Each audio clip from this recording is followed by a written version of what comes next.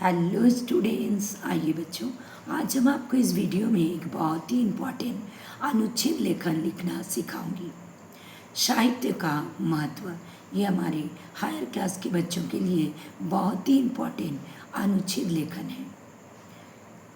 यहाँ पर देखिए कुछ संकेत बिंदु दिया गया है जो कि हमारे हायर क्लास के बच्चों के क्वेश्चन पेपर में ये संकेत बिंदु दिया जाता है। संकेत बिंदु का मतलब होता है हिंट्स कर देना, संकेत दे देना कि इसी पॉइंट के आधार पर आपको ये अनुच्छेद लिखना है। तो देखिए फर्स्ट संकेत बिंदु में दिया है पॉइंट साहित्य का सामर्थ्य, यानी साहित्य का क्या सामर्थ्य होता है। दूसरा है देश की वास्तविक स्थिति का सजीव चित्रण, देश की जो वास्तविक स्थिति है, जो एक्चुअली में जो देश का परिस्थिति है उसका सजीव चित्रण करता है साहित्य।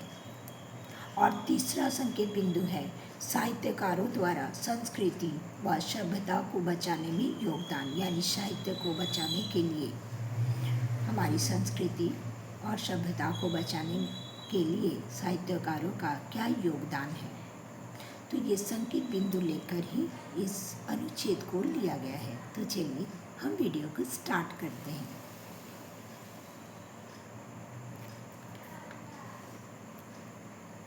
साहित्य सोते हुए मनुष्य को भी जागृत करने का सामर्थ्य रखता है। सामर्थ्य मतलब क्षमता, यानी साहित्य सोते हुए मनुष्य को भी जागृत करने का, यानी जो दुनिया से बेखबर है उसको भी जगा देता है हमारा साहित्य। साहित्य में इतना सामर्थ्य, इतना पावर होता है। साहित्य कमज़ोर एवं शोषितों को उत्साहित करने का कार्य करता है। कमज़ोर और जो शोषित लोग हैं, यानी जिनके ऊपर अत्याचार किया जाता है, उनको भी प्रोत्साहित कर देता है ज्ञान देकर। साहित्य ज्ञान का स्रोत है। साहित्य क्या है? ज्ञान का स्रोत है, यानी साहित्य पढ़ने से आपका ज्ञान का वृद्धि होता है। सामाजिक सुधार का माध्यम है। समाज को सुधारने का साहित्य एक माध्यम है। भाषा और संचार कौशल का विकास करता है। साहित्य पढ़ने से आपका भाषा में सुधार और संचार कौशल में विकास होता है। मनोरंजन प्रदान करता है, यानी आप साहित्य पढ़ेंगे तो आपका साहित्य में बहुत अच्छा कहानी, कविता सब मिलता है, जिसमें आपका मन खुशी से भर जाता है, आपको मनोरंजन प्राप्त होता है। ये साहित्य ही जिसने कई बार हारी हुई लड़ाइयों को भी जीतने में भी मदद की है। कहा भी गया है कि साहित्य समाज का दर्पण होता है। साहित्य देश की वास्तविक स्थिति का सजीव चित्रण करता है, यानी दुनिया में जो कुछ भी हो रहा है सही चित्रण, इसमें जो साहित्यकार होते हैं, जो लेखक होते हैं, कवि होते हैं, उन्होंने साहित्य के माध्यम से समाज का स्थिति का वर्णन कर देते हैं, जिससे प्रभावित होकर समाज के जागरूक लोग सामाजिक बुराइयों को पहचान कर उनका कारण समझकर तथा उन्हें मिटाने के तरीके ढूंढकर उन्हें समाप्त कर देते हैं। यानी साहित्यकारों ने जो समाज में जो परिस्थिति हो रहा है समाज में, उसका उजागर करते हैं और लोग उसको पढ़कर सतर्क हो जाते हैं, और जो अच्छे लोग होते हैं वो समाज सुधार करने के लिए आगे बढ़ते हैं।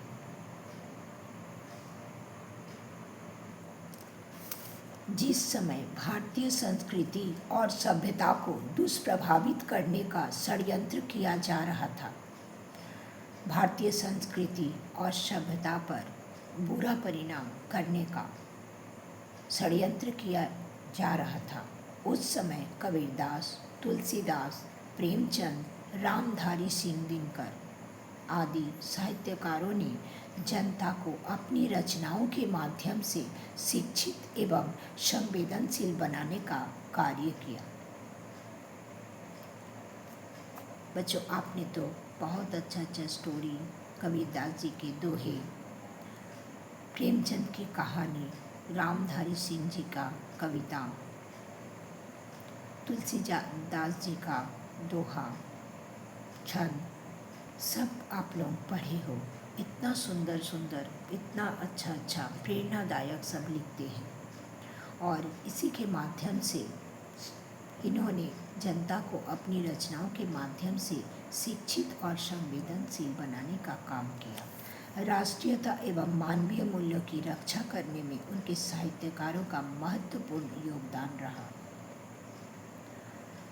साहित्यकारों ने अपने राष्ट्रीय एवं नैतिक दायित्व को पहचाना तथा उसी के अनुसार कार्य किया। समाज के हित की दृष्टि से लिखा गया साहित्य ही श्रेष्ठ साहित्य कहा जाता है। तो बच्चों, यहीं पर आपका इम्पॉर्टेंट ये अनुच्छेद समाप्त होती है। तो बच्चों, अगर आपको वीडियो अच्छा लगा लाइक कीजिएगा, अपने दोस्तों में भी शेयर कीजिएगा ताकि आपके दोस्त भी सीख सके।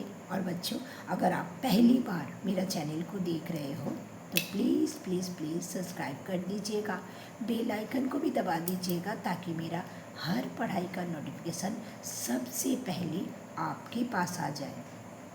बच्चों, अगर आपको और भी कोई पढ़ाई के बारे में जानकारी लेना है तो आप मेरे कमेंट बॉक्स में लिख सकते हो, मैं आपका पूरा हेल्प करने का कोशिश करूँगी। तो बच्चों, फिर मिलेंगे नेक्स्ट वीडियो में। Thank you so much, bye bye.